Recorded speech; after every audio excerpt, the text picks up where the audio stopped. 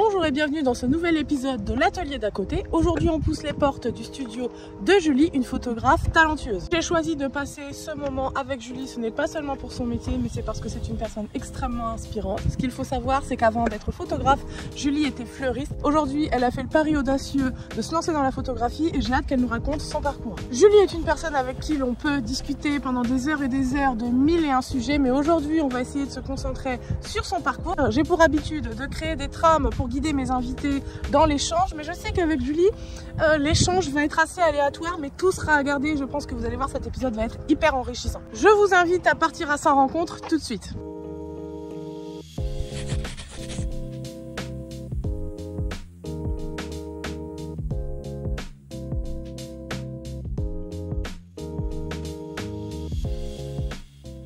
Bonjour, moi c'est Julie. Salut bébé. C'est savoir si tu veux que je le cache à l'intérieur de ma gougoute. Je m'appelle Julie. Ah ça y est, je suis stressée. Ça fait bien. Alors, Julie, j'ai fait ma petite intro dans les vignes. Je suis venue faire ma petite intro avant de venir te voir. Là, ça y est, on est chez toi dans ton studio. Comment vas-tu? Je vais très bien, merci Jennifer. Et toi? Mais ça va super. Moi déjà, je suis super contente de te recevoir dans cet épisode parce que quand l'idée de l'épisode, de la série entière de l'atelier d'à côté est née, j'ai pensé à toi directement parce que je me suis dit c'est obligé. On va faire un épisode hyper intéressant, hyper enrichissant parce que je sais que quand on a des conversations, à chaque fois, on divague, mais j'ai décidé que oui, il y a une petite trame, mais on va pas forcément la suivre. On va laisser les conversations aller ici et là. Ne sois pas stressée. Je ne le suis pas. Je vais te poser mes petites questions et puis après tu vas voir, on va se détendre, tu vas me montrer un petit peu comment tu travailles ici. Ici déjà on est dans ton studio. C'est ça, dans mon studio. Ok, donc tu peux nous expliquer un petit peu ce que tu fais ici. Alors généralement ici je fais essentiellement des séances naissance, famille, couple en intérieur et ma petite touche à moi, c'est comme j'ai été fleuriste avant, c'est d'y mettre du végétal, de la fleur fraîche et locale généralement. Parce que oui, vous avez vu entendre dans la petite présentation que je vous expliquais que Julie était fleuriste avant de faire ta reconversion en tant que photographe. Tu as été fleuriste pendant 9 ans, dis-moi si je me trompe. C'est à mon compte, mais j'ai 12 ans. 12 ans, ok. Je ne sais pas où j'ai eu l'info de ces 9 ans-là. C'est moi qui mets sur les réseaux sociaux souvent, mais en fait c'est 9 à mon compte. Donc on est dans le vrai. On a parlé un petit peu que tu étais fleuriste juste avant et que maintenant tu es récemment photographe. Est-ce que tu peux nous dire qu'est-ce qui a déclenché chez toi l'envie de changer de métier? Parce que je pense qu'on était vraiment dans un côté artisanat, fleuriste. C'est ça. Est-ce qu'on l'est un peu moins en tant que photographe? Non, je ne pense pas parce que on garde ce côté artisanat. Alors, on fabrique plus avec de la matière première, c'est plutôt de la prestation de service, mais il y a encore toute cette partie artisanale. Alors moi, je la garde aussi avec ma partie fleurs au studio, mais dans les mariages, je vais être dans la création d'images. Je vais essayer de raconter des histoires, même quand les gens viennent au studio. C'est un artisanat mais qui est différent, ça reste de l'art, de la photographie. Et puis il y a un savoir-faire aussi derrière en fait. Moi j'apprends, je me suis formée auprès de quand même des meilleurs. C'est vrai? Oui. Est-ce qu'on peut citer des noms? Oui, bien sûr. Vas-y, mais si tu veux. Dans le monde du mariage essentiellement, Christophe Serrano qui est assez connu, qui est très connu, qui fait des mariages à Miami. Voilà, alors moi je ne connais pas. Mais si vous êtes dans le milieu de la photo, vous les connaissez forcément. Jérémy HKB également, et puis je suis devenue second shooter pour Nadia Bates aussi, donc ça c'est chouette. C'est chouette, c'est une super opportunité. Carrément, ok. Et puis une super femme, donc de super moments toutes les séances. Bah écoute, on lui fait un petit coucou. Tu nous as dit que dans la photographie ça restait un art, mais moi ma vraie question c'est qu'est-ce qui a fait que, après tes 12 années en fleuriste, tu t'es dit ça y est, j'en ai marre? Pour être 100% honnête, le métier de fleuriste c'était un très beau métier que j'adore. C'est pour ça que j'ai gardé encore les fleurs ici. Et que je la porte, mais je ne supportais plus de travailler 7 jours sur 7. C'est un choix. Une passion, c'est un métier passion la fleur, mais il y a aussi une vie à côté. Et j'avais ma vie privée, les enfants, j'ai eu les enfants avec mon magasin, j'ai bossé non-stop. Et en fait, je pense que je suis arrivée à un burn-out en fait. Je l'avoue maintenant. On peut le dire après. Et on peut le laisser. Ah oui, j'ai pas envie de le dire. Tu vois, moi c'est ça que je recherche, c'est de se dire c'est très beau, mais attention, des fois il y a des dérives et quand on va trop loin, il arrive ce qui t'est arrivé. Et puis je pense que quand on est commerçant dans un petit village, en fait, on n'est pas une grosse entreprise, on n'est pas dans l'industrie. Et en fait, on apporte un service hyper qualitatif et une expérience client au top. Et on essaie toujours de se remettre en question et toujours faire mieux. Mais du coup, il n'y a jamais de moment off en fait. Moi, je sais que le magasin, mon jour de repos, c'était le dimanche après-midi, le lundi. Mais si j'avais les pompes funèbres ou une famille que je connaissais qui m'appelait pour des obsèques, eh bien, j'allais travailler. Et du coup, je faisais sauter mon rendez-vous coiffeur, mon rendez-vous pédicure. Toi, c'est ça, je faisais passer les autres avant moi. Et en fait, la photo, pour être 100% honnête, j'ai vendu mon fonds de commerce et l'État, en fait, quand tu vends un fonds de commerce, te prend une grosse partie de cet argent-là. Et pour moi, c'est hors de question de laisser, de leur donner 9 ans de travail acharné.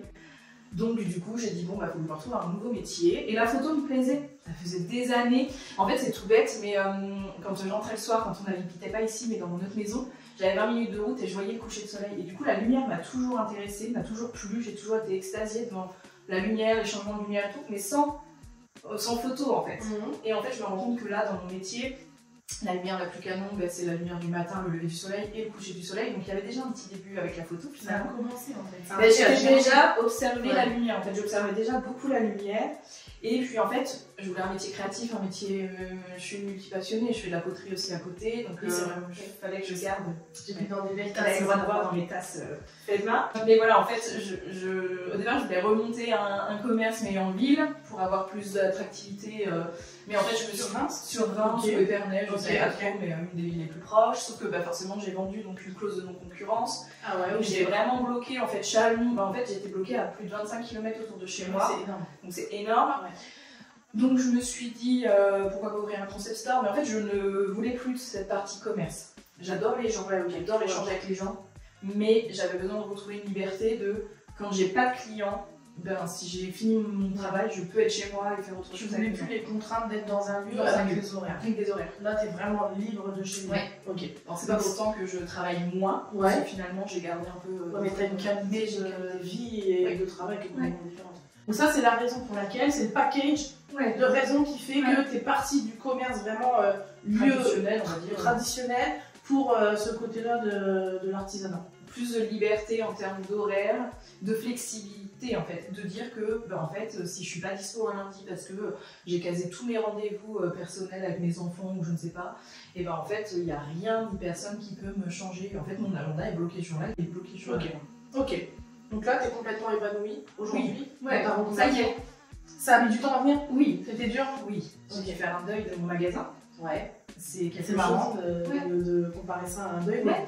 En fait, je peux comprendre. Ouais. Tiens, bah. En fait, non, je pleure pas aux gens. Mais oui. C'est dur, mais je crois qu'on en a discuté la dernière fois et tu m'as dit que ça y est, ça t'étais sorti. C'est passé. C'est jusque-là, c'est juste d'utiliser. C'est d'en parler. Mais c'est normal, en fait, j'ai quitté un équilibre. En fait, j'ai changé toute ma vie pour mes enfants. Et puis en fait, tout le monde a vécu aussi ce deuil là. Mais c'est sans regret aujourd'hui. Ah non. Alors c'est des larmes de joie ou pas? Je suis une émotive. Ok, c'est bon. Ok, ça me va. On peut couper là, on peut couper. Ah non, putain. Bien, t'inquiète, on est bien, alors, je vais t'enchaîner sur autre chose, Julie, parce que j'ai pas envie de m'enchaîner dans l'arme pour le restant de la journée. Non, je vais pas pleurer. Non, c'était la partie émotive, mais non, mais on a le droit d'être émotif et de faire on a le droit de finir le sujet là. Tu me disais que c'était un petit peu un deuil de faire. C'était comme un deuil de fermer vraiment la page de ton métier de fleuriste. Oui, parce que c'est un métier que j'ai aimé et que j'aime toujours. Sauf que, en fait, on voit toujours, c'est ce que je dis toujours dans les films américains, dans la pub Perle de lait, on voit la fleuriste tranquille en train de manger son petit perle de lait. En fait, dans la vraie vie, on n'a pas le temps de s'asseoir, on n'a pas le temps de manger, mais on n'a pas le temps. Ils enjolivent toujours le métier, donc les gens voient ce qu'ils avancent. C'est ça, c'est un métier qui est difficile, il faut être honnête. Franchement, pique pas toutes les fleuristes. Hein, franchement. Moi je dis les filles parce que généralement c'est un métier féminin, mais il y a plus d'hommes aussi. Et puis c'est pareil, de changer de vie comme ça, c'est perdre une sécurité financière. Non, moi j'avais pas de chômage, fallait que je me forme, je connaissais pas du tout le métier de photographe. En fait, le métier, quand d'ailleurs, encore la semaine dernière, j'ai rencontré une dame, elle me dit: vous faites quoi maintenant, photographe? Elle a explosé de rire. Elle me dit: mais ça n'a rien à voir. Mais j'étais prête à lui dire, et en fait, on n'a pas eu trop le temps d'aborder le sujet en lui disant: mais quand on change de métier, c'est pas pour faire la même chose en fait. Si on quitte quelque chose, c'est pas pour envie de changement, on a envie de changement. Et en fait, moi je suis un équilibre. Et je suis une fonceuse. Et la photographie, c'est déjà ma troisième reconversion. Ouais. Alors que finalement, ça m'a aidé d'avoir des bases de commerce. J'ai fini mon BP fleuriste, j'ai appris aussitôt le magasin. Et tu vois, j'ai fait 9 ans. J'ai réussi à le vendre, à en vendre le prix que j'en voulais, Ouais. en Ça t'a post-Covid, permis, alors que plein de boutiques ferment et qui ne se revendent pas. Donc, ça t'a permis clairement de rebondir, le fait de le vendre. Prendre cette décision hyper compliquée. Sans avoir vendu le magasin, j'aurais pas pu investir autant, c'est tout bête, mais créer le studio, ça représente. Même si c'est une pièce de la maison, mais c'est une pièce où il a fallu tout refaire. Je sais pas si. Tu vas me faire visiter après. Le studio. Oui, bien sûr. Ouais, il est très simple. Moi, j'aime la simplicité. Mais moi, je suis dedans et clairement, c'est ma cam. Hein. Si vous regardez un petit peu ce que je fais déjà sur les réseaux, c'est ma cam. Je pourrais avoir un espace comme ça pour shooter mes meubles. Je crois qu'en fait, ça serait le rêve d'avoir un espace comme ça où je pourrais juste faire des meubles ici. Des fois, des meubles ici. Ouais, je pourrais grave mettre mon atelier carrément de place. Je sais pas si Maxence va être d'accord, je pense pas. Non, mais c'est un super lieu. Moi, je trouve qu'il y a eu un boulot de dingue de fait ici. Précision, c'est ton mari qui a fait tous les travaux ici. Il a lissé les murs, il a poncé à la lampe frontale des murs pour moi, j'ai zéro défaut sur mes retouches photos. Ouais, parce que c'est ça, à la rigueur, on le fait chez soi. S'il y a des défauts, bon. Mais là, il fallait vraiment appuyer les finitions parce que toi, tu as le résultat des photos derrière. Bah, en fait, ça m'évite de reperdre du temps en retouche, de retoucher le mur en post-prod, quoi. Non, franchement, très très bel espace, très beau boulot. Si vous êtes déjà venu faire des photos chez Julie, vous connaissez l'espace, donc j'ai pas besoin de vous le décrire. Mais si vous n'êtes jamais venu, on va vous faire une petite visite un peu après. Tu vas nous décrire un petit peu comment tu travailles, tes outils, etc. En attendant, on va revenir un petit peu à nos discussions. J'ai encore plein de questions à te poser avant que tu nous fasses des petites démonstrations. On a quand même parlé un petit peu de ce que tu faisais avant par rapport à ton métier de fleuriste, on a assez développé, et surtout comment tu en es venu au métier de photographe. Moi, ce que je voudrais savoir aujourd'hui, c'est est-ce que tu as une spécialité parce que j'imagine qu'il y a des tonnes de spécialités dans la photographie. Oui. Je pense que je vais dire les basiques, mais entre photographe animalier et photographe spécialisé dans le mariage, on a quand même un fossé. Oui. J'imagine qu'il y a des tonnes de spécialités. Même dans le mariage, il y a des fossés en fait. Plus, parce que moi je vais proposer oui. Et d'autres collègues photographes, en fait, on a chacun un style complètement différent. Moi je sais que ce qui va être important dans mon style, alors moi j'ai 3 spécialités. Généralement mes 3 spécialités, ça va être le mariage. Je vise à fois que je maîtriserai mieux l'anglais. Alors pour moi c'est un frein, il y a plein de photographes qui me disent que ça ne devrait pas l'être, mais j'ai besoin d'être bilingue ou en tout cas de réussir à communiquer facilement avec les futurs mariés, parce que l'objectif à terme, moi, c'est de cibler de la clientèle étrangère. Cibler du haut de gamme, parce que mon style lumineux, ma retouche est plutôt éditoriale, un peu tendance mode et lumineuse. Et du coup, ça attire plutôt une clientèle internationale qu'une clientèle française qui va être plus moody. Des couleurs champêtres, non, un peu plus sombre, un petit peu désaturé, les couleurs sont plus désaturées, les verts sont désaturés, les peaux sont légèrement plus désaturées. Ouais, je vois un peu. Voilà, il y a une différence. Et moi, en plus, mon style est venu grâce à mon métier de fleuriste en fait. Parce que moi, en étant fleuriste, quand je récupérais des photos de mariage sur lesquelles j'avais fait des fleurs, je reconnaissais pas mon travail parce que les couleurs étaient désaturées. Et du coup, pour moi, au tout début, quand j'ai essayé, je me suis formée auprès d'une photographe qui a ce style moody. Et je désaturais les couleurs et non, en fait c'était inconcevable pour moi de changer la couleur d'une fleur. D'accord. Du coup mon style est venu de là, de respecter au mieux les couleurs naturelles et de garder les teintes de peau des gens. Parce que pour moi, si on a la peau rosée, on a la peau rosée et on va l'embellir un petit peu. Forcément il y a de la retouche aussi, mais d'essayer de garder au mieux. Donc toi tu veux modifier au minimum ce que tu prends en photo. On modifie toujours parce qu'en fait il y a de la retouche derrière, il y a un gros travail de retouche et pour récupérer ce côté naturel, je trouve que même parfois c'est plus compliqué que d'avoir un style où on désature les choses. Et ça va être au niveau de la prise de vue, ça les gens ne s'en rendent pas compte, mais ça va être vraiment la lumière. La lumière, c'est le critère de base. Alors je pense que c'est peut-être le critère de base pour tous les photographes, mais je trouve que dans cette retouche-là, toi encore plus, dans ton esprit, dans ton style, en tout cas dans ton studio. Au studio, j'ai acheté plein de choses différentes et en fait ça marchait pas, mes peaux elles étaient jaunes, ma lumière n'était pas quali et tout, et là j'ai trouvé ma technique. Et tout ça, tout ce que tu dis, ça n'allait pas, ça n'allait pas, ça veut dire que tu as dû tester plein de choses, tu as dû t'entraîner longtemps, tu as fait des formations. J'ai fait des formations, j'ai posé des questions auprès de gens qui avaient un peu le même style. Je crois que tu es partie à l'étranger. Ouais, ma première formation, quand on m'a pris. Même quand je suis arrivée là-bas, je me sentais pas hyper à l'aise. Ma première formation avec Christophe Serrano, j'en ai fait d'autres depuis. Et c'est bien parce que j'ai eu son retour et maintenant il me dit que j'ai le niveau haut de gamme et que. Il pense que tu as. Ah oui, alors. Quand j'y suis allée, j'avais jamais vraiment fait de photos. Je maîtrisais mon appareil photo parce que j'ai regardé des formations, des tutos, j'ai acheté des livres et j'ai. Des tutos sur YouTube Non. Non, mais non, parce qu'en fait, on a la chance dans le monde de la photographie, si vous êtes photographe et que vous ne connaissez pas en para, Alors, il ne paye pas hein, pour faire cette petite pub. Mais en fait, Ampara, c'est un photographe avec sa femme qui ont créé une base de formation, mais pour tout le monde. Il y a de la formation animalière, il y a de la formation immobilière, il y a de la formation marketing, mindset, il y a tout plein de choses. Et j'ai des quantités de vidéos. Et du coup, ça permet de... Bah, tu vois, Christophe Serrano, il y a une formation sur cette plateforme. Greg Fink, qui est un des meilleurs photographes aussi français, qui part dans tout le pays. Je sais pas trop. Le rêve, je sais pas, parce qu'après j'ai des enfants bas âge. Le rêve peut-être plus tard. Là, c'est ça. Là, j'étais au Luxembourg tout le week-end. Je suis revenue hier soir. Moi, c'est un week-end qui a été... j'ai pas passé avec mes enfants et mon mari. Donc, oui, le rêve de voyager avec la photo, mais il faut pas que ce soit tous les week-ends. Mais en tout cas, c'est super intéressant ce que tu nous dis parce que tu conseilles des plateformes à des gens peut-être qui nous regardent, qui sont photographes, qui débutent comme toi. Et moi, je trouve ça super généreux de ne pas se fermer à dire il existe tel endroit, tel endroit.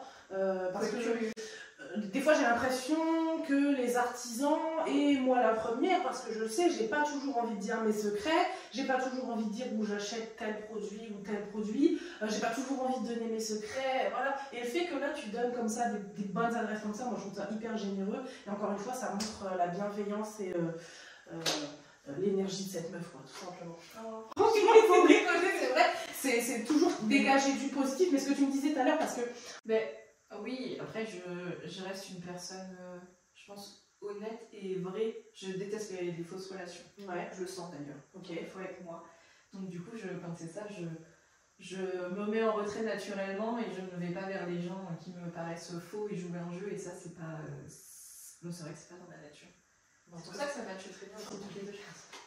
Parce que chaque fois qu'on se voit, il n'y a pas de, il n'y a pas de filtre, il n'y a pas de faux, on se dit les choses telles qu'elles sont, on rigole bien. On parle de bien de sujet, il n'y a pas d'histoire. Parce que c'est pareil, des fois tu rencontres des gens qui vont juste prendre et pas te donner. Et en fait, moi j'aime pas ce type d'échange en fait. Ou des gens qui ne vont pas s'intéresser à l'autre pour de vrai.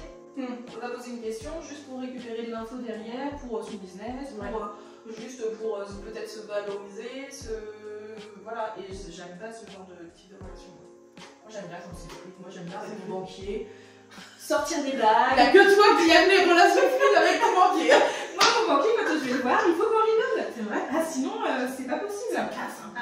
Moi je n'aime pas quand c'est... Et c'est pour ça que c'est une de mes craintes dans le haut de gamme, c'est que je suis trop vraie. Tu penses que ça peut être un frein? Je sais pas, non, je pense que je peux trouver des clients qui me ressemblent. Il y a de tout dans le haut de gamme, il y a de tout dans le moyen de gamme, il y a de tout partout. Mais voilà, j'ai ce caractère où moi je reste naturelle et demain je vais pas m'habiller en robe avec des robes de luxe. Juste parce que t'es les robes de luxe. Le haut de gamme me plaît parce que j'aime les beaux décors, j'aime les beaux lieux, j'aime les belles réceptions. Mais demain, je vais pas aller m'acheter des marques de luxe, c'est pas moi. Ça prouve bien que tu restes toi, tout en voulant aller vers des univers haut de gamme. Mais haut de gamme, c'est pas un gros mot quoi, quand on dit haut de gamme. Ça peut faire peur des fois de dire je veux aller dans le haut de gamme. Ça peut... c'est intimidant en fait, parce que c'est sortir de sa zone, de confort en fait. Tu sors de tes petits sentiers. Oui, moi j'ai vécu dans les Ardennes, en campagne, mes parents ils n'ont pas vraiment travaillé. Moi je suis une acharnée du travail parce que je voulais être à l'opposé de mes parents. J'ai vécu, comme on dirait Maxence, moi j'ai grandi avec des bottes. Avec un accent ardennais. Attends, tu sais qu'il y a probablement des Ardennais. Mais moi je les aime, moi j'adore les Ardennes me manquent. Mais tu vois, toi on te l'a déjà reproché d'avoir cet accent-là et de venir des Ardennes? Non, c'est Maxence. Maxence c'est mon mari et c'est juste pour me chambrer. Et en plus il dit ça, mais son grand-père est ardennais. Donc pure ardennaise, pur sang. Pure picarde. Pur sang. Et du coup, quand deux purs de la terre et des bottes se rencontrent, ça ressort ça, et moi je trouve que ça ressort bien. Et puis, en fait, c'est ça, c'est que le milieu haut de gamme, moi j'ai pas connu des palaces parisiens, des choses comme ça. Voilà, je commence à découvrir quand j'accompagne des photographes. Et du coup, je suis toujours bouche bée en rentrant dans ces lieux-là. Et en fait, je me rends compte que j'en ai déjà fait plusieurs. J'ai accompagné une fleuriste faire des photos backstage. Et en fait. Est-ce qu'on déborde là? Est-ce qu'on déborde un peu? Ça y est, on est pas. Vous êtes parti avec alors là, vous avez un exemple de conversation aléatoire. Je regarde juste ici parce que j'ai ma trame, que je l'ai bien mise près de moi pour la suivre et essayer de ne pas trop déborder. Donc, avant que tu nous montres ton univers. Moi j'ai une dernière question à te poser. Ça fait 3 ans, je crois, que tu as fait ta reconversion. Pas encore. 2 ans au mois de septembre. 2 ans au mois de septembre. Et d'ailleurs, j'ai oublié de dire un truc. J'ai parlé que d'une spécialité. C'est quoi? Je parle de trop. C'est quoi? Mariage, famille et entreprise aussi. Ok. Alors aujourd'hui, est-ce que tu es capable de faire un bilan, pré-bilan, ou survoler un bilan de ces 2 dernières années qui viennent de s'écouler par rapport à la photographie? Par rapport à la photo, ben, en fait, c'est le retour de mes collègues photographes avec que j'ai rencontré en formation. Ma toute première formation que j'ai fait, j'ai rencontré une fille qui, elle, vit à Chicago maintenant. Ah et, ouais, ben, incroyable. Et c'est une des premières. Et du coup, elle me dit à chaque fois, elle me dit les bons que tu fais en fait. Ah ouais? Ouais, elle me dit, ouais, en fait, il y a une progression de fou dans ma technique, dans ma retouche. Dans plein d'aspects en fait, de la photo. Et en fait, même moi, je m'étonne. Alors, moi, j'ai ce tempérament et ce caractère qui me dit que c'est jamais assez bien. Parce que je suis un bélier, parce que je suis jamais satisfaite de ce que je fais, c'est parce que je veux toujours que tout soit parfait. Et c'est chiant d'être comme ça. Mais toujours, ouais, mieux, plus. Moi, je suis pas là encore où j'ai envie d'être. Et en fait, il faut relativiser avec ça. Parce qu'il y en a, ce que moi j'ai fait en 2 ans, ils vont peut-être mettre 10 ans à le faire. Donc là, sans être péjoratif ni quoi que ce soit. Mais après, j'ai eu aussi la chance, je ne vais pas dire une chance parce que j'ai bossé pour, mais en fait, j'ai l'aspect financier où ça n'a pas été un frein aussi pour mon lancement parce que ça avait. Oui, carrément, j'ai investi tout de suite dans du matos. Dans des bonnes formations. Donc, quand j'ai commencé la formation en Sicile, j'ai des photographes qui m'ont dit mais pourquoi tu commences par celle-là? Mais parce que moi en fait c'est là où je veux aller et je vais pas commencer par des petites formations, je vais prendre le photographe qui est hyper réputé, qui est hyper doué, je sais qu'il va m'apporter des choses et voilà en fait. Donc là sur tes 2 ans, le bilan c'est que tu as hyper progressé et tu penses que tu as progressé de prestation en prestation? Oui. Chaque prestation tu progresses? Oui. Aujourd'hui tu es capable de le dire ça? Oui. Ok. Et je progresserai encore, je suis pas encore, pour moi, je suis pas encore techniquement parlant et dans les lieux en fait, là j'ai eu de la chance d'accompagner Nadia ce week-end au Luxembourg dans un mariage haut de gamme, en plein cœur du Luxembourg, avec un couple je sais pas comment on dit, lui il est du Luxembourg, elle est chinoise. Multiculturel. Tout le monde parlait plusieurs langues. Pas français. Si j'ai eu de la chance, mais la mariée elle parlait en anglais, donc là je me rends bien compte que c'est un frein pour moi parce que j'aime beaucoup parler et là pas pouvoir l'exprimer. Alors j'ai réussi à communiquer avec elle. Ouais, quand même. Mais voilà, l'anglais, je prends des cours d'anglais. Oui, je sais. Et je me suis mis beaucoup de choses en fait. Ça a été 2 années où j'ai. C'est intensif. Et en même temps j'ai été dans le deuil de ma boutique. On m'a appris aussi, je vais le dire ici, mais on m'a appris un cancer de la peau aussi. Donc en fait, les 6 premiers mois où je vends mon magasin et que je me lance dans la photo, je suis comme ça. Vraiment, moralement, je suis une pile électrique. T'étais à fond. Ouais, je fais un rendez-vous à la dermato que je remercie. D'ailleurs, j'ai offert des petites plantes pour la remercier. Et en fait, elle me dit, je peux regarder vos grains de beauté. Je dis, fat, ça a été fait il y a 2 ans. Donc oui, un petit check-up. Et elle le fait à chaque fois. Elle me dit, pas tout le monde le fait quoi. Et ça devrait. D'ailleurs, s'il y a des dermatos qui nous regardent, proposez-le parce que ça peut sauver des vies. Alors peut-être pas beaucoup, parce que c'est peut-être des cas. Même si c'est qu'une sur 10 ou une sur 20. C'est ça, elle me disait c'est 2 à l'année. C'est 2 à l'année. Elle, ça lui prend des milliers dans son quota. Ouais. Et du coup, voilà, dans mon dos, j'avais un grain de beauté qui était un mélanome. Donc on m'annonce ça, je reste forte pour mon mari, mes enfants. Et en fait, une fois où on m'enlève tout et que je suis guérie, je craque. Donc tout l'hiver a été très compliqué, alors je ne le montre pas. Je ne montre jamais aux gens quand je ne montre jamais quand deuxième moment émotion. Ouais, après il n'y en a plus, parce que ça c'est quand même. Voilà, moi je me dis, je vends mon magasin, je m'offre une seconde vie. Pour moi, je considère ça comme une seconde vie. Et là, en fait, mon corps me dit, wow, stop. Et en fait, je le prends vraiment en disant, en fait, Julie, là, cool, ralentis en fait. T'as dit ce que t'as fait? Oui. T'as ralenti? Oh oui, maintenant, là j'ai quelques petites larmes. Maintenant. L'argent c'est une énergie, s'il y en a moins à la fin du mois, s'il y a des découvertes, alors je suis souvent un découvert quand même, je me fais toujours plaisir. Mais voilà, en fait c'est pas grave, en fait, je pense que la vie est quand même plus importante, je me dis, en fait j'ai 34 ans, on m'a annoncé ça à 34 ans. Ouais, c'est chaud. Ouais, donc tu remets toute ta vie en question, tu te dis bon ok, alors j'ai mes enfants, j'ai mon mari, moi je pensais quand même, je me dis, oh, mais si demain je suis plus là, comment ils vont faire? Comment faire? Et puis finalement, après, une fois que tu sais que t'es guéri, bon bah t'es sous surveillance, mais tu relativises en disant, bah en fait, c'est pas grave, il y a des trucs beaucoup plus graves. Donc c'est bien, c'est un mal pour ça m'a évité de refaire les mêmes erreurs qu'avec le magasin, trop bossé.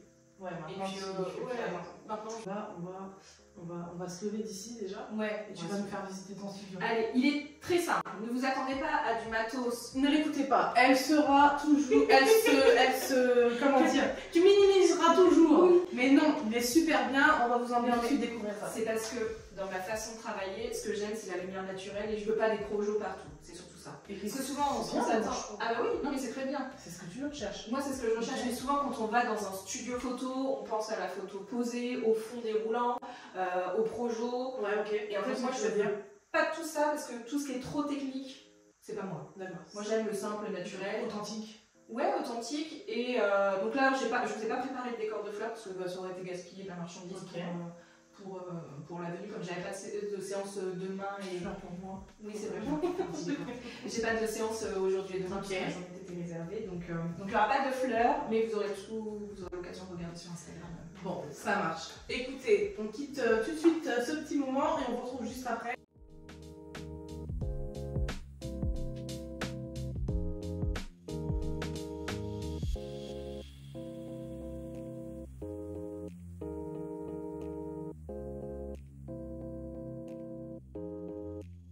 Julie, rappelle-nous où on est là. Vous êtes dans mon studio à Maille-Champagne. Est-ce que tu peux nous faire visiter un petit peu? Je vais te suivre. Oui, bien sûr. Alors, c'est pas très grand. Hein. Ma fenêtre, très important, okay. Élément clé de mon studio. C'est celle qui t'apporte toute la lumière finalement? Alors je triche un petit peu, mais on va dire que c'est l'endroit où je vais... En fait, mon endroit de shoot va être à peu près ici. D'accord.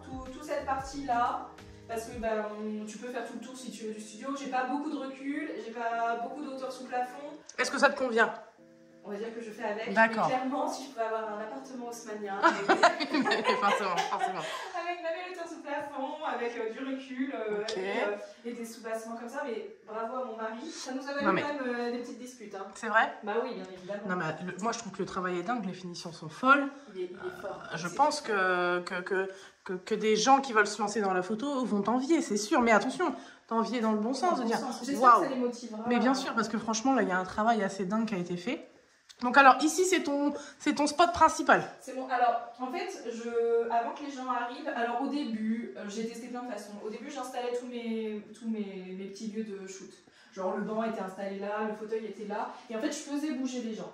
Sauf que ma lumière n'est pas la même. Et du coup, à la retouche, ma couleur n'était pas comme j'aimais sur toute ma série. Donc en fait, maintenant, les gens ne bougent plus. C'est moi qui bouge mon décor à chaque fois. D'accord. Par exemple, quand il y a les familles qui viennent, par exemple, j'ai toujours... donc là, c'est du faux. Oh, c'est un sacrilège ou pas? Non, c'est du beau faux quand même. C'est du beau faux. Après, c'est vrai que j'apporte toujours de la fleur fraîche, mais ça a un coût.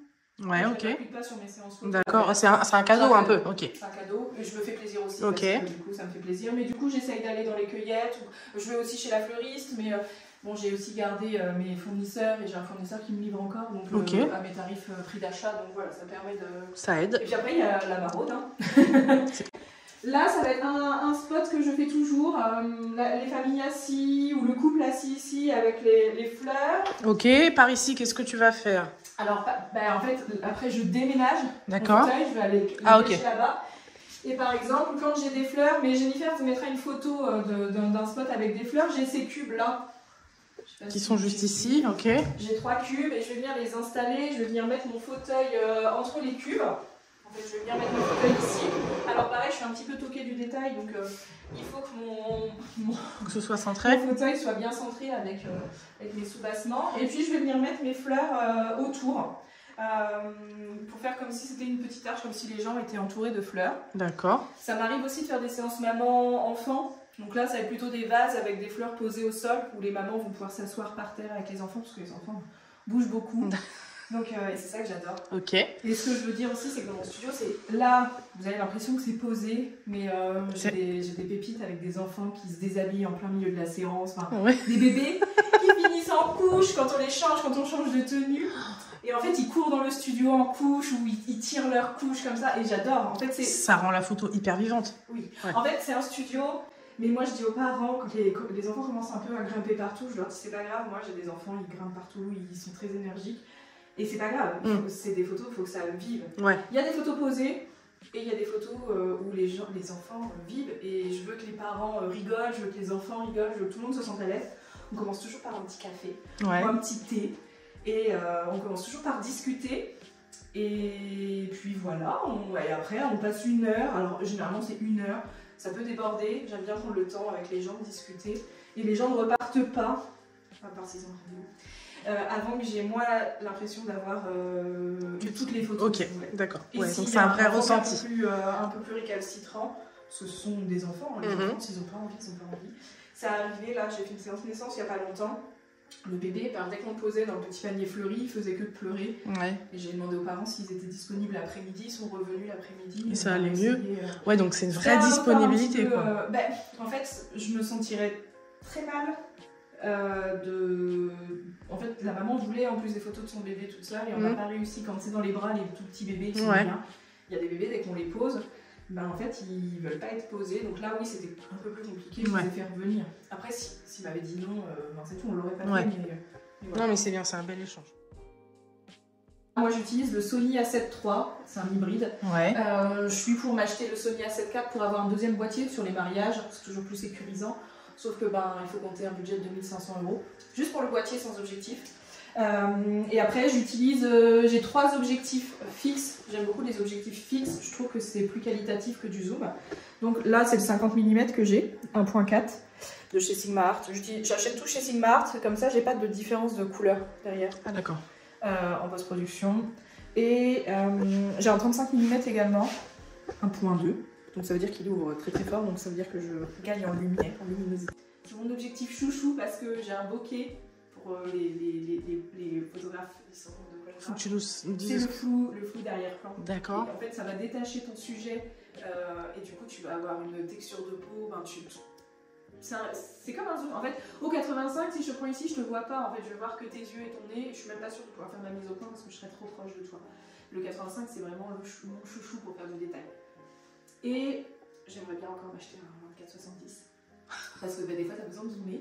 Mais voilà, c'est un budget encore. On va dire qu'il me manque encore un petit peu de matos, mais déjà là, je trouve que, peut-être que moi je me trompe parce que je n'y connais pas. J'ai mes lumières de studio, c'est pareil, c'était un sacré budget et je voulais pas de flash, donc j'utilise moi de la lumière continue.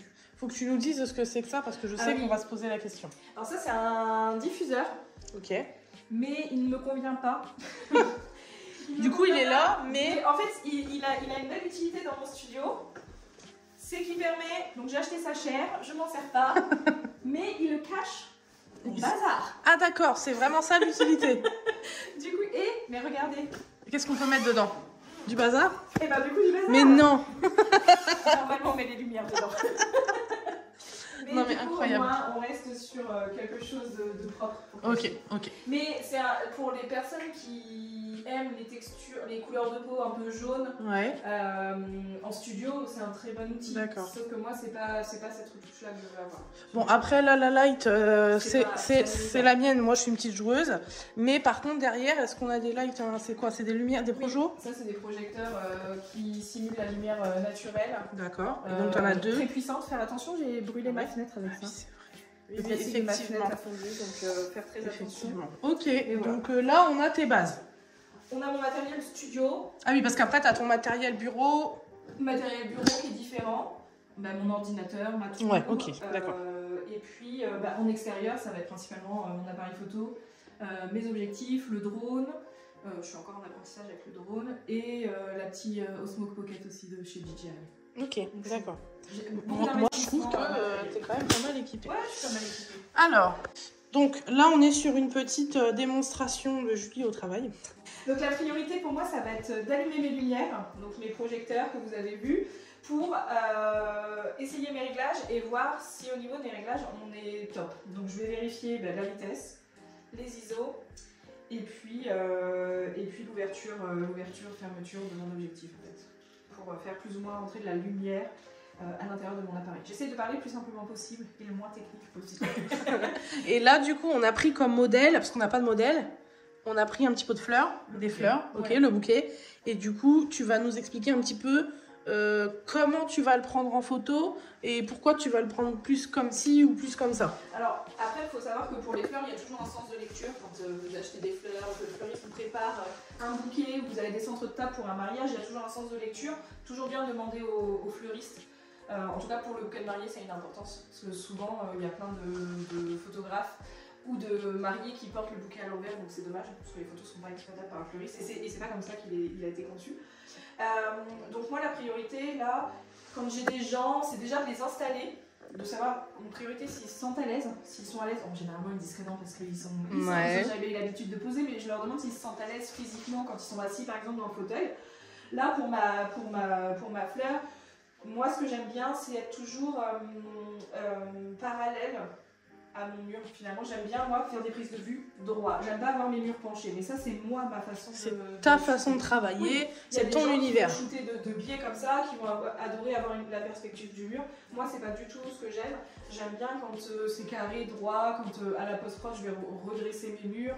Mon horizon j'aime bien qu'il soit droit. Il y a des gens qui aiment bien avoir des photos penchées et ça c'est chacun son goût. Bon ben là j'ai des fleurs, donc je vais me mettre moi à niveau. Donc souvent un petit genou à terre là pour quelque chose comme ça. Et soit je décide de garder, je vais le shooter en plusieurs fois, je vais décider de garder et mon tabouret en bois et mes fleurs. Hop, je fais mes réglages au fur et à mesure, donc moi j'aime bien que mon expo soit à 0. Et puis en ouverture, je suis souvent généralement à 2,8. Et puis je vais me rapprocher, donc si j'ai des humains en face de moi, je vais reculer, je vais me rapprocher, je vais reculer, je vais me rapprocher. Je vais changer d'objectif aussi, et puis je vais les guider au fur et à mesure en racontant des petites blagues. Donc bah là, mes fleurs, je vais pas les guider parce qu'elles vont rien faire. Faites-moi un sourire. Sinon, c'est ce que tu leur dis? Ben, je leur dis embrassez-vous. Ouais, mais toujours une voix douce, posée. Les enfants, pareil. Les enfants, je vais jamais les forcer. S'ils n'ont pas envie, c'est pas grave. Souvent, la petite astuce que je fais, c'est que je dis au papa, c'est tout, on laisse l'enfant partir, et je dis aux parents embrassez-vous. Les enfants n'aiment pas voir. Ah ouais, du coup, ça rigole. Et du coup, ils reviennent. Et ils viennent se caler, se poser entre papa et maman, parce que bah, généralement, les enfants sont toujours un petit peu jaloux de voir papa et maman se faire des bisous. Bah oui, c'est sûr. Donc, généralement, j'aime bien mettre mon œil dans le viseur. Ça me permet de voir où je vais viser. Et je pourrais venir la faire pour prendre qu'un détail sur cette feuille d'eucalyptus. Ça peut être aussi un détail du nœud. Ça peut être aussi un petit détail juste du banc. En fait, ce que j'aime bien faire, même au studio, c'est de raconter des histoires, de ne pas avoir que de l'humain, que des gros plans. Et en fait, il va y avoir des plans larges, plans moyens, plans serrés, plans larges, plans moyens, plans serrés. Ok. Voilà. Et en fait, par exemple, si j'installe les gens ici, pas pour le bouquet parce qu'il a un sens de lecture et lui, je vais le shooter tout endroit, mais si j'ai des gens sur mon fauteuil, en fait, je leur dis bougez pas, ils restent dans la même position, ils profitent, ils se font des bisous, généralement. Quand un couple ou une famille vient là, ils se sont fait énormément de câlins bisous, ils se sont repus pour la journée en câlins bisous. Mais ils sont installés et moi je vais me lever et je vais venir dire embrassez-vous, ne me regardez pas, faites comme si je n'étais pas là, ah, je vais shooter, je vais me baisser, je vais me relever, je vais venir me mettre ici, je vais venir me mettre là où tu es. Ouais, ok. Et après je vais les faire bouger dans le fauteuil. Par exemple, et puis après on va passer en position debout, en position assis au sol, et puis voilà quoi. On fait la séance photo, mais toujours en leur demandant si pour eux ça va, s'ils se sentent à l'aise, s'ils se sentent bien, s'ils ont soif, enfin, toujours d'être au petit soin à leur écoute. Et puis pareil pour les enfants. Les enfants, c'est vrai que je suis beaucoup à l'écoute de mes enfants, donc je suis beaucoup à l'écoute. Tu l'es pour les autres. Ok. Oui. Et puis moi les enfants, ben voilà, j'adore les enfants en fait. Et puis je pense qu'ils m'aiment bien aussi, donc ils se laissent, bah, c'est vrai que je me mets toujours à leur niveau pour discuter avec eux. Dès qu'ils arrivent, bah, je leur propose s'ils veulent boire un petit verre d'eau, un petit jus de fruits. Généralement, j'ai des petites choses pour les enfants. Je t'ai pas montré, t'as pas vu peut-être.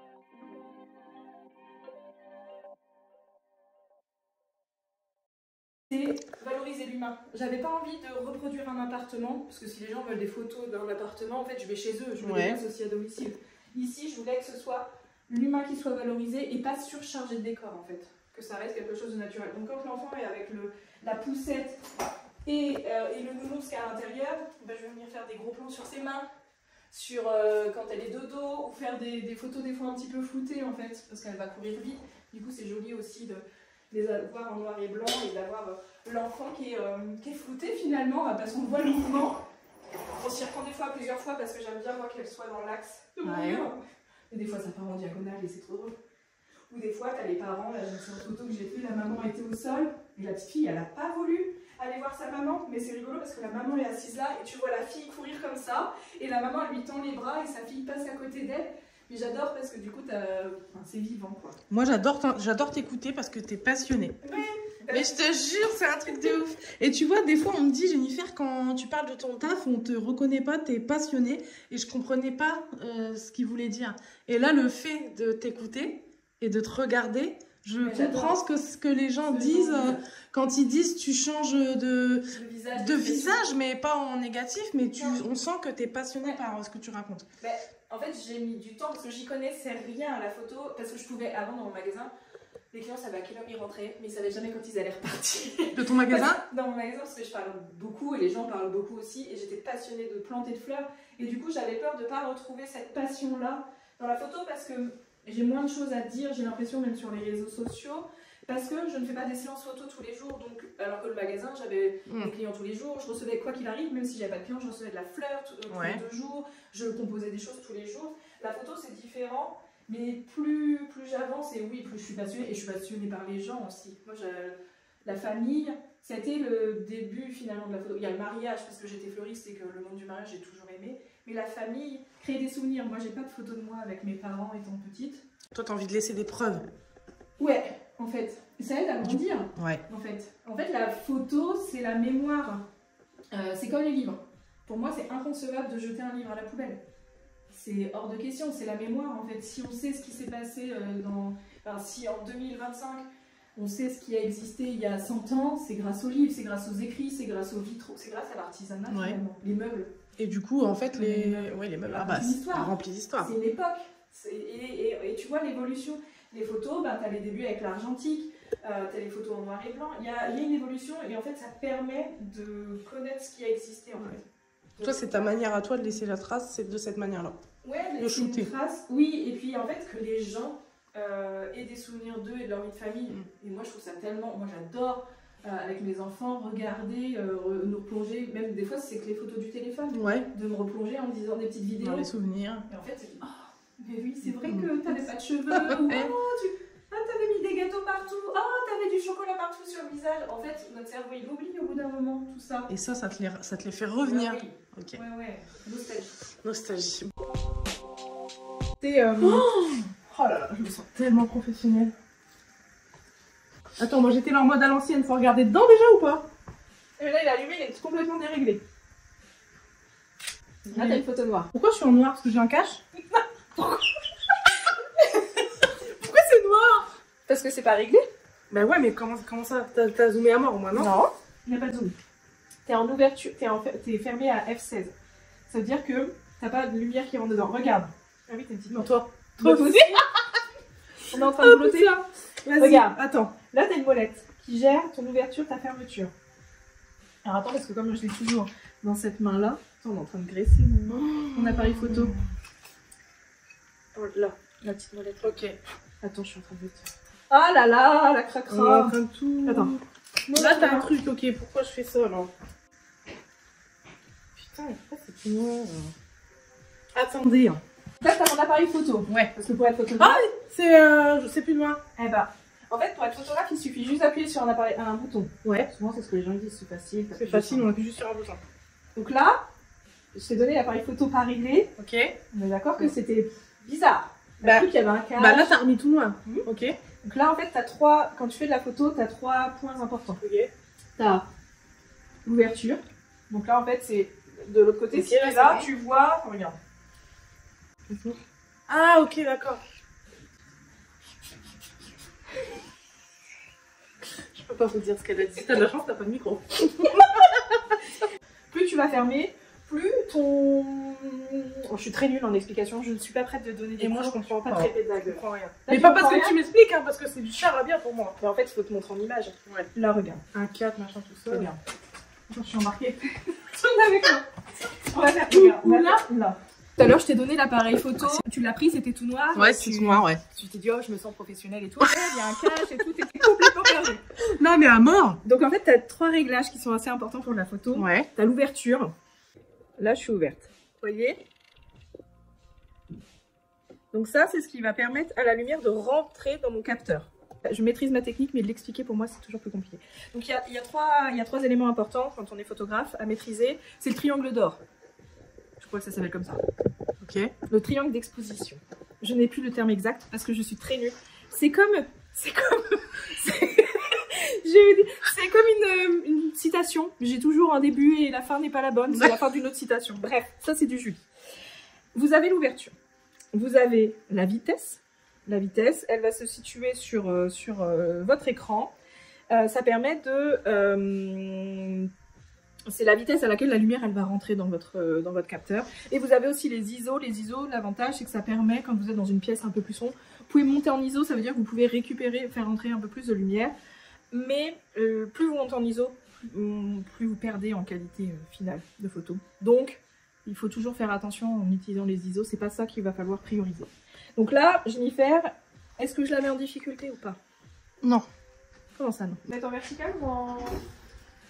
Aucune idée. Voilà, donc Alors, tu vas faire ta mise au point. C'est déjà, tu as un petit joystick là. Ah oui, d'accord. Ce petit joystick, tu vas venir le mettre là où tu veux faire ta mise au point. Ici. Donc sur le cœur de ta fleur. Donc il ne faut pas bouger. C'est dur. Mais c'est trop dur de pas bouger. Tu te stabilises. Bon, l'avantage en fait des réglages là, comme tu es, c'est que même si tu bouges, ta photo sera pas floue. Ok. Mais pour toi, là, par contre, ma fleur elle est complètement floue. Alors elle est floue, fais ta mise au point. C'est où? Appuie ici. Ou tu peux appuyer une fois comme ça. Attends. Qu'est-ce qui s'est passé? Noir. T'as plus de batterie? Ah, c'est revenu. Tu peux appuyer. C'est reparti. Ah, tu mets ta main là. parce que je mets mon doigt devant ça, c'est pour ça. Alors je vais pas le mettre. Tu vois, tu peux appuyer une fois ici et tu rappuies une deuxième fois pour prendre ta photo. Moi je la fais pas ici, ma mise au point, mais je vais te simplifier. Je la fais ici. Tu appuies une première fois. Merde. Ah oui, c'est vraiment. Donc on va voir si.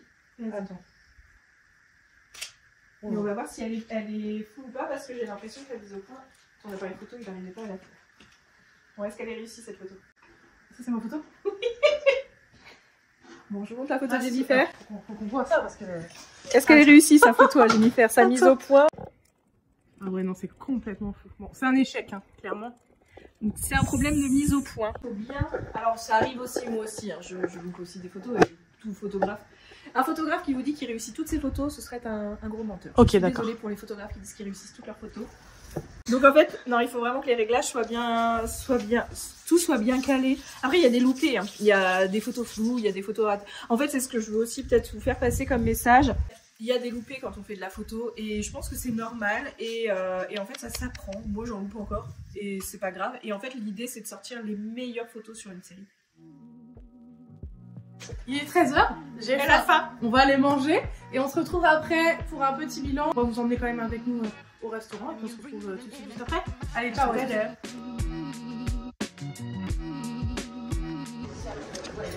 Bon Julie, finalement on s'est pris une petite pause repas au restaurant. Qu'est-ce qu'on mange?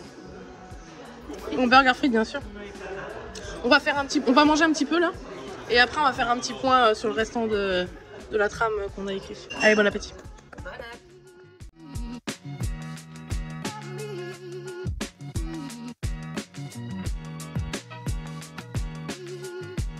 On vient d'aller manger, on est rentré chez toi, on s'est posé dans ton salon. On avait dit qu'on filmerait pas dans ta maison, mais finalement on l'a fait quand même. Ouais, on voulait aller vous faire un petit plan dans les villes, mais il y a beaucoup de vent, donc on s'est posé ici parce que j'avais envie que Julie elle me développe un petit peu comment elle voyait l'avenir de son métier. Bah, l'avenir de la photographie, il y en a plein qui ont un petit peu peur avec l'intelligence artificielle. Moi je trouve que l'intelligence artificielle c'est un outil qui nous aide au quotidien. C'est un gros débat. Mais pour moi ça ne peut pas remplacer le photographe. Pour moi le métier de photographe, alors après sur de la partie pro, on a beaucoup de community managers qui commencent à faire beaucoup de photos, de contenu avec les téléphones, mais c'est pas la même chose en fait. Pour la photo de famille, la photo de mariage, moi ce que je cible, en tout cas pour la partie famille et mariage, pour moi il n'y a pas de crainte à avoir en fait. Et l'intelligence artificielle pour moi c'est un outil, moi je m'en sers au quotidien. Comme un retouche, bah ouais il va venir enlever plus facilement des choses en fait. Donc je vais pousser mes photos plus dans le détail. D'accord. Où je vais venir enlever, c'est tout bête, une prise électrique, un fil, un câble qui traîne, je sais pas moi, quelque chose de gênant. Ça m'est arrivé pour un mariage par exemple où les mariés ont fait leur arrivée, il y avait les poubelles de vide dehors. Ah ouais. Et c'était hors de question de leur livrer. Oui, après c'est l'environnement. Donc et là en fait moi j'ai pris la décision d'enlever une barrière de sécurité des poubelles de vide pour améliorer l'image. Donc toi, l'avenir, tu le vois, comment dire, en accord avec les nouvelles technologies qui arrivent. Oui, il faut s'en servir. Faut pas avoir honte de s'en servir. Non, moi je m'en sers. Donc après nous avoir développé un petit peu comment tu voyais le métier, est-ce que maintenant tu peux nous développer comment tu vois ton entreprise? Dans le futur, tu veux dire? Ouais, dans le futur. Ouais, et ben avec plus de clients. Mais moi je te le souhaite. C'est ce que je te souhaite, c'est ce que je souhaite à tous mes invités d'ailleurs. Des mariages, alors pas trop de clients, plus de clients, mais des clients, en tout cas pour du mariage, bah, du coup arriver à cibler une clientèle étrangère. Ouais. Mais voilà, là il faut que je me perfectionne, mon anglais Ouais. pour me sentir légitime, parce que ben, je pense que comme tout artisan, on a aussi le petit syndrome de l'imposteur qui est là. Jamais légitime. Jamais assez légitime. Ouais, bah surtout là, en fait, si je cible une clientèle étrangère, forcément, il faut que moi, j'arrive à communiquer avec mes clients. J'aime bien rigoler, j'aime bien blaguer, mais je me sentirais trop frustrée de ne pas pouvoir communiquer avec eux librement. Comme tu as l'habitude de le faire. Ok. Et puis après, bah voilà, plus de clients, des clients qui me ressemblent aussi, qui ont les mêmes valeurs que moi, ça c'est quelque chose qui est important. Et puis pareil, aider des entreprises à se développer, mais pas n'importe quelles entreprises. Je veux pas, en fait, j'ai pas envie d'accompagner tout type d'entreprise. J'ai envie pareil, des entreprises qui ont des valeurs, qui vont avoir peut-être une expérience client derrière qui va être peaufinée, des gens qui sont attachés aussi à leurs clients, à l'être humain, pas des entreprises qui font du travail à la chaîne et qui sont là pour vendre de la rentabilité. Toujours avoir un côté humain derrière. Et moi, j'ai une question, et s'il faut l'enlever, on l'enlèvera. Il se pourrait que dans l'oreillette, on m'ait parlé d'un truc. Oula! D'un podcast. Ah! Oui. Oui ou pas? Oui. Est-ce que on a le droit d'en savoir un peu ou plus ou pas aujourd'hui? On a le droit d'en savoir un peu plus. Bah, en fait, si j'en dis plus, ça veut dire qu'il faudrait que j'aille au bout des choses. Mais moi, je veux que tu ailles au bout des choses. Non, ça va être lié à la maternité, parce que je sais que moi, la maternité, ça a été une grosse transition dans ma vie de femme. Ouais. Et il y a des choses qui étaient trop secrets à mes yeux, et que j'aurais peut-être bien aimé savoir avant de devenir maman. En gros, tout ce qu'on a parlé tout à l'heure en off, il faut savoir qu'on a eu une discussion assez fournie, personnelle et fournie sur nos expériences à la maternité. Et c'est vrai que je me dis, Julie, ces conversations-là ne peuvent pas rester entre nous. Elles doivent aussi aller toucher des femmes qui auront envie de les entendre. Celles qui n'ont pas envie n'écoutent pas, mais celles qui ont envie de les écouter, moi je pense que ce serait super intéressant. Ouais. Donc voilà, affaire à suivre, mais c'est des nouvelles techniques à apprendre. Mais moi je pense que mais c'est quelque chose qui me tient à cœur en plus. Et ça permettrait de me faire connaître, mais sous une autre identité. Pas une autre identité, mais peut-être d'attirer aussi des clientes qui sont touchées par ce qui va être dit. Parce que forcément, j'interviewerai. Je vais interviewer. Je questionnerai. J'aurai besoin de maman. D'inviter à mon micro, du coup. Ce sera pas sous format vidéo, ce sera sous format audio. Parce que c'est vrai que je suis assez consommatrice de podcasts. Ouais, mais moi je pense que... Là on arrive vers la fin de la vidéo d'ailleurs, et je pense que tout au long de la vidéo vous avez entendu ces échanges hyper intéressants qu'on a eus, et je pense que ça donnerait exactement la même chose en podcast, et que tu tiens quelque chose. Je tiens le bonbon, je dirais Maxence. Ça je ne le mettrai pas, ou je peux le biper par contre. Je vais penser à une connotation sexuelle comme bon? Mais non. Et c'est là quand tu t'es mis que ça faisait de rire. En fait, oui, maintenant que je l'ai, j'ai l'image de Maxence, je tiens le bon. Quand on dit à quelqu'un tu tiens le bon bout, c'est forcément connoté, non? Non? Non, le bon bout des choses, ben, tu vois. Non mais je sais pas, non, mais t'as raison, c'est peut-être sexuel. Et puis tu vois, j'ai pas du tout. D'habitude, pourtant, j'ai cette vision-là très facilement. Ouais, je sais, ouais. Et là, pas du tout, non, en fait, sinon j'aurais pas cité Maxence et le bon bout. Malgré que... Non. Sujet suivant. Non, on n'a pas le droit, on va pas mettre ça. Non, on va pas le mettre. Faire un clap. On arrive à la fin de cette vidéo, on a fait le tour de tout ton univers, mais je voudrais quand même qu'on termine un petit peu par quelques mots. Je voudrais savoir si tu as un dernier mot à nous faire passer déjà ici, et si tu veux le faire passer, c'est là-bas qu'il faut regarder. Et ben, ce que j'ai envie de dire aux personnes qui vont nous regarder, j'espère que déjà ils vont apprécier notre échange. J'en suis sûre. Notre spontanéité et notre authenticité. En fait, ce que j'ai envie de vous dire, c'est croyez en vous. Ouais, c'est beau. Écoutez-vous. Si toutefois vous ne vous sentez pas forcément à l'aise dans votre métier actuel, ben dites-vous que vous avez la possibilité de changer. Je ne vais pas vous dire que c'est facile de quitter, il y aura des doutes forcément, mais je reste toujours persuadée, et ça moi je me suis toujours écoutée, de dire que je préfère avoir des remords que des regrets. Ouais, c'est vraiment.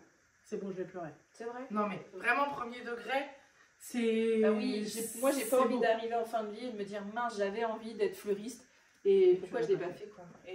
Et peut-être que photographe, c'est pas mon dernier métier, et ça j'en suis persuadée que c'est pas mon dernier métier. Moi j'ai hâte de savoir ce que tu feras derrière. Ah bah j'en sais rien encore. Tu sais pas? Pour l'instant je fais la photo. Des podcasts.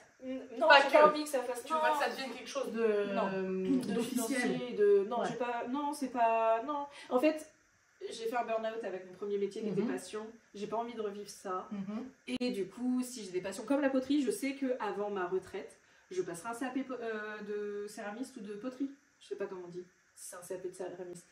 Écoutez, je vais voir un céramiste très bientôt, on pourra lui poser la question si tu veux. Mais pas pour en faire un business. Ok, juste par plaisir de savoir le faire. Avoir les bases et de pouvoir toucher, peut-être en retraite d'avoir un tour à la maison et d'investir pourquoi pas dans un four et de créer mes propres poteries sans prendre des cours à chaque fois auprès de quelqu'un. Ok, mais bon projet. Peut-être que ça sera pas. C'est du long terme, mais non, mais c'est moi je trouve ça beau d'avoir ce genre de projet sur le long terme et que ce soit pas toujours des projets qui sont qui sont pas toujours rentables, qui sont pas toujours en rapport avec faire des bénéfices, tout. Juste des projets pour dire bah j'ai ça dans mon bagage et c'est juste pour mon plaisir personnel. C'est juste du plaisir personnel. Ouais, et je trouve ça super super beau. Voilà. Julie, je vais déjà te remercier énormément pour cette journée. On a super bien rigolé, on a super bien discuté, on a super bien mangé. Je voudrais que tu nous dises maintenant où est-ce qu'on peut te retrouver, où est-ce qu'on peut te chercher. J'ai scindé un peu mon entreprise en deux, du coup, comme j'attire pas les mêmes clientèles, donc j'ai 2 Instagram. Mais on va dire que pour cette vidéo-là, parce que je sais que ça va être plutôt des personnes françaises qui vont dessus, des familles peut-être. Donc allez plutôt sur Julie Chef, que je vous mets photographie ici ou ici. Vous trouverez peut-être ici, je vais peut-être le mettre ici. Point tiré du bas le studio. Non, ok. Elle ne sait même plus comment sa page s'appelle. Parce que il y a des points et des tirés. Elle a un nom à rallonge, mais je vais vous le mettre juste ici, vous le trouverez tout de suite. Il y a un point et un tiret, je ne sais jamais où il est mis. Ok. Bref, pour Instagram. Et sinon, pour faire plus simple sur mon site internet, c'est www.juliechefphotographie.fr. Et ben pareil, vous retrouvez ça avec un Y juste photographie. Ici, avec un Y. Je vous le mets juste ici. Vous n'avez plus qu'à cliquer dessus, ou juste en haut de la vidéo ici. Ou ici, peu importe, je sais plus quel des deux endroits ça sera. En tout cas, ce sera là-bas. Ce sera... Vous le trouverez ici. De toute façon, j'ai encore 2 questions pour toi. Je vais garder la meilleure pour la fin et je vais te poser...